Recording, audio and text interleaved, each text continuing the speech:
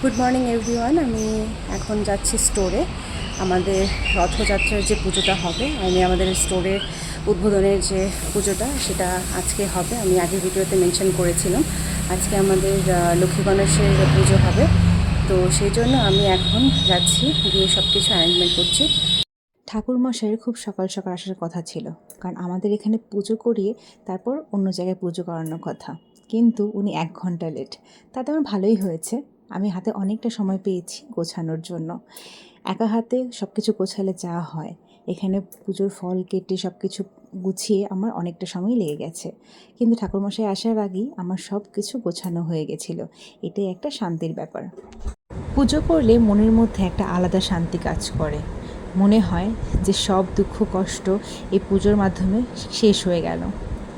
আর আমার সব থেকে ফেভারিট পার্ট হচ্ছে নারায়ণ পুজো। এই যে নারায়ণ শিলাটাকে স্নান করানো হচ্ছে, এটা দেখতে আমার কী যে ভালো লাগে, আমি কি বলবো। এটা আমি কখনো মিস করি না। তো মোটামুটি আমাদের পুজো শেষ হওয়ার পথে, নারায়ণ শিলাকে স্নান করানো হয়ে গেছে, এখন আমাদের অঞ্জলি দেওয়ার পালা। আজকে একা হাতে সব অ্যারেঞ্জমেন্ট করে যেটা বুঝতে পেরেছি যে আমরা পারি না বলে কিচ্ছু হয় না, আমরা সবাই সবই পারি, শুধু আমাদের করার অপেক্ষা। একদিকে পুজো হচ্ছে আর আরেকদিকে বসে বসে আরেকজন দুধ খাচ্ছে। ও পুজোর সময়টাতে এত শান্ত ছিল যে আমি কি বলবো। ও এমনি তো খুবই শান্ত, খুব একটা কান্নাকাটি করে না, আর পুজো হলে পুজো ব্যাপারটা ও খুব ভালো করে এনজয় করে। তো আমাদের এখানে মোটামুটি পুজো শেষের পথে এখন অঞ্জলি দেওয়ার পালা। তো আমি এখানে কিয়ানকে কোলে নিয়ে অঞ্জলি দিচ্ছিলাম। ভগবানের কাছে একটাই প্রার্থনা, যাতে আমাদের স্টোরটা সাকসেসফুল হয়।